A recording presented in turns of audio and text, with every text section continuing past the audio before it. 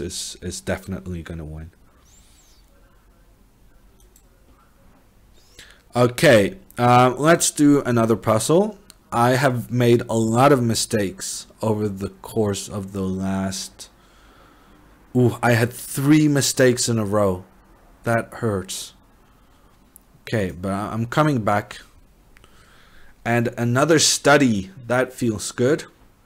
Because I have been pretty consistently strong at the studies so far today. Rook g7, queen takes g7, knight takes e6, king d7, knight takes g7,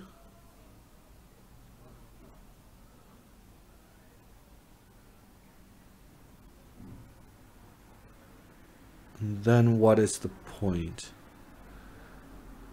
Bishop g7,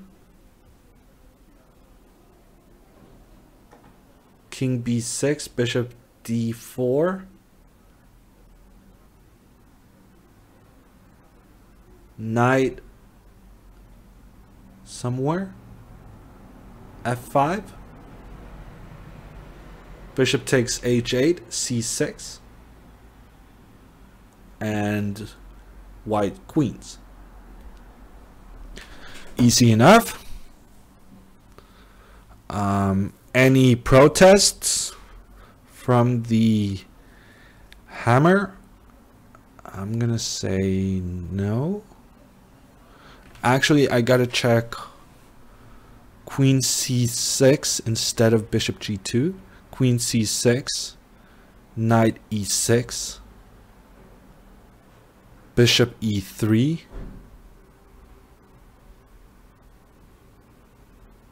king b4. Oh no, bishop a3. Bishop a3. Ooh, and here's a study. Bishop a3.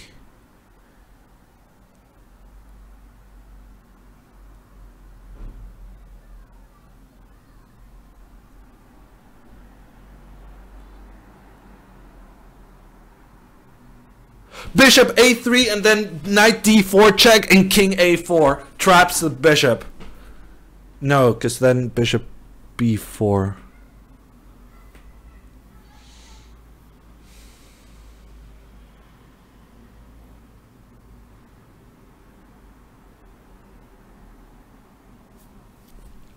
Okay, rook g7 takes, knight takes e6, king d7, knight takes g7, king c6, knight e6, bishop a3. That is definitely has to be the right beginning.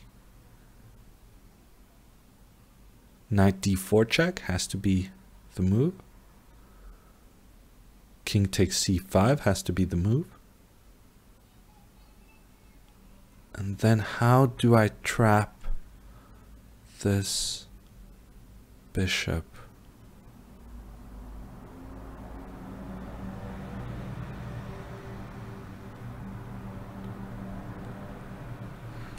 Ooh, it's so close. Rook g7 takes, knight takes e6, knight takes.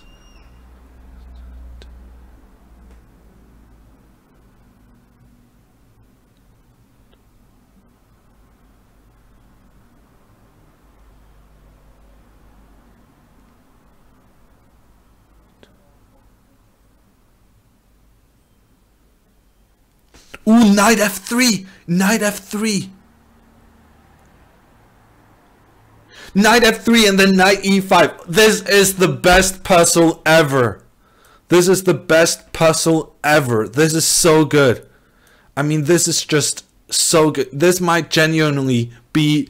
I have never seen this before, but this might be my favorite puzzle ever. Knight f3. What?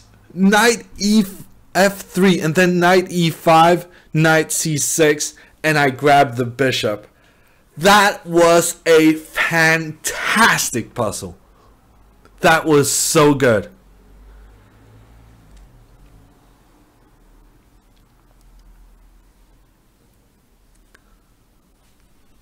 Knight f3.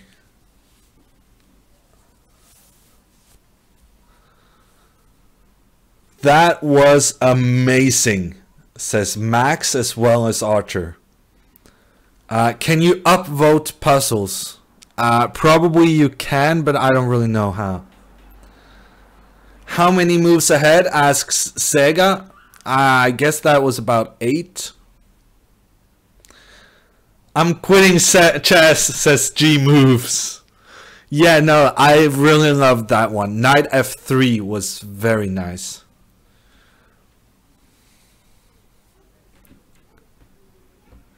I thought it was over when you got the queen, says Timothy. No, that puzzle had a lot of depth to it. There was a lot of tricks you could step into there. Unfettered Asperger, says Clumsy Rook. Yeah, that's calculation. Calculation on the screen. That's gonna look a bit... Well, you call it Asperger, I call it concentration, I guess. You're just shouting Knight f3 like, what the hell is he talking about, says G Moves. Yeah, no, I was pretty happy with this. This is a Kubbel study. And actually, Kubbel is the study author that we have been looking at the most at the Norwegian chess school. And he's very impressive. Kubbel studies are just quality, and he's done so many of them. So if you want to have some very fancy puzzles, I recommend you just try to get a disc of studies by Kubbel. Magnus mentioned him once, says Chessbay. Oh, really? In what context? Because basically, whenever we were solving studies at the NTG high school for athletes, in which chess was one of the programs, we did a lot of Kubbel studies. Rook g7. So the first trick is that if you take back the queen, then bishop takes g5 is a draw. So first order of business, do not blunder the knight on g5. So I go knight takes e6. And now king d7 attacks the knight. So once again, you cannot take with the bishop. Although the computer says taking with the bishop is possible. Kubbel, I don't think Kubbel makes mistakes. So I'm going to say that taking with the bishop is not possible, that the computer is wrong, and that table base will prove the computer wrong. Anyway, I take with the knight, and now king c6 attacks the pawn. If I try to defend this pawn with my king, then bishop b2, and there's no way I'm getting out of this situation with the bishop stuck in the corner and the knight unable to move without losing the bishop. So in this position, I had to go knight e6, and then bishop a3 attacks the pawn on c5, and now knight d4 is the idea. King takes c5, king a4. So if the bishop moves to either b2 or c1, then there's knight b3, check, attacking the king as well as opening the attack towards the bishop. And if bishop c1, then this is just your average fork. So that's not going to work. So he had to go bishop b4. And here I was struggling a little bit before announcing knight f3. violently in a fit of joy, I would say. Knight f3 is so brilliant, opening the diagonal towards c3. So I'm taking this square away from the bishop. The knight protects d2 and e1. So that means the bishop has nowhere to go, meaning that the only move black can make is king c4. That's the only, he has to move his king, and king c4 is the only way to keep protecting the bishop. And then I move my knight to a better situation, knight e5. And the idea is that if king c3, then knight c6 is a discovered check. But also if king c5, I have knight d3 with the fork.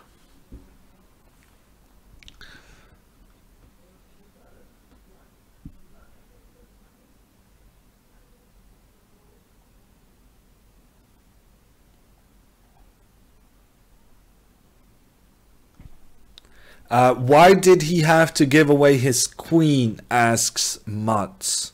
Okay, let's go back to the beginning. So the first order of business was that if queen f2, then knight takes e6 is a fork on the king and queen. If queen takes h8, then knight f7 is a fork on the king and on the queen. And if queen e8, the final possible move, then knight f7 check, the king moves, and then knight d6 once again is a threat on both the king and the queen. Also, if you go step up to the 7th rank, then you get the discovered attack, the rook attacking the king and the knight attacking the queen. So after rook g7, the queen was gonna be lost no matter what, but the most tenacious defense was the move that was played, queen takes g7.